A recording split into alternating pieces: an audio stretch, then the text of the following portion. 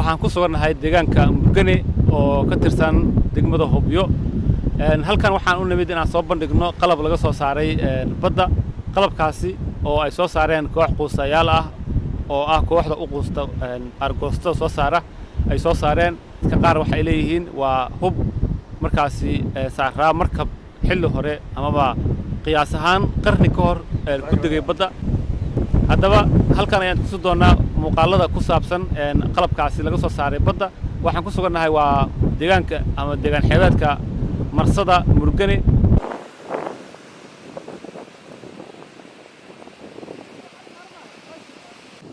hubkan marka aad muuqaal ahaan eegtid waxaa ka muuqanaya inuu muddo dheer ku jiray badda gunteeda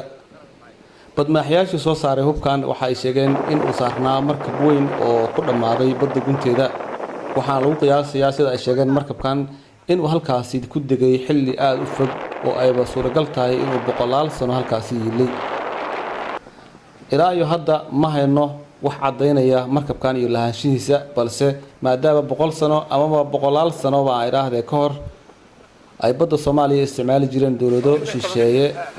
oo qaarkood ay soo gumeysteen dalka Soomaaliya ayaa waxa suuragal ah in markabkani uu xillidaasi ku qalimay badda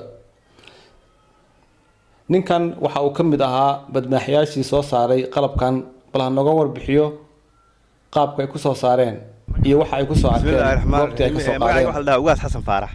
waxaan kamid ahay quusayaashii bahalada san hadda aad aragtaaniin oo idin muuqda soo saaray baan ahaa waqtigii marka bahashan aanu aragnay anagu argoostan ka shaqeynay dadka quusayaasha ay badda ka shaqeeyaan nahay ka bacdi matooro saxiibado boqolay iyo waxbaan wadanay ka bacdi 6 saxiibadood baan macnaha 6 nin baan hayno quusayaal ah ka bacdi bahashan aragnay sida darteed baa marka waxaan niri markabku waa markab meesha ku degay oo badweynta yaala weeye marka birahaas adu 20 xabo 40 waan soo saarnay 6 birimaha saadama soo saarnay ilaa birila saadama waa bahladu waa culus yihiin oo fuustooyin iyo air iyo waxba lagu soo dalacayaayo maalintii laba xabo ka badan lama soo saari karo hada wax kale ku sii jirana waa laga yaabaa in hada wax jiraan laakiin annagu hadda intaanu hayno 20 ka bilood oo kor saaran baanu 14 soo dalacnay 6 noo dhiman tahay adu asbuucan gudihiisa 6 soo saarayna hadii la markab weyn oo kaargo iyo buu kulli ahaa si noola ekaa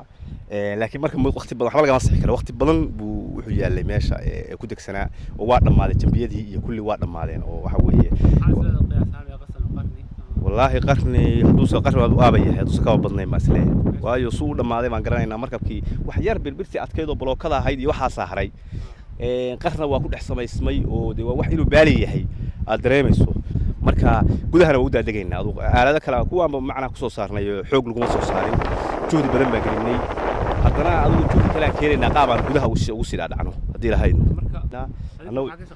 ana argoostan ka shaqeynaa dadka waxaan nahay hoonuugta bahalada la yiraahdo iyo haamaha iyo ku quusa bombalaha dadka loo yaqaan quusa argoostada ka shaqeeya ka bacdi anagoo 6 nin ah oo ninkaan hadda nala joogo oo yariiso iyo kamid yihiin iyo aniga iyo anagoo quusayna baan helnay waxaan ka bacdina sidii baanu maskax isku geysanay see ku soo saari karnaa fuusooyinkaas aan xirnay biyaan ka dhaaminay salkaan dhignay midiiba 5 fuustaa lagu soo saaray baasha u jeed air baana lagu qabtay oo air banaanka soo saaray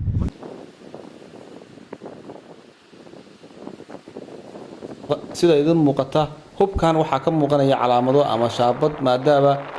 aan si fiican loo arki karin oo ay qayrantay muuqaal ahaan ma dhihi karno dal hebel ayaa iska leh balse haddii aad adigu garatay waad nala wadaagi kartaa sidoo kale haddii aad leedahay aqoon dhanka hubka ah fadlan nala wadaag wixii macluumaad ah oo aad ka fahmi karto hubkan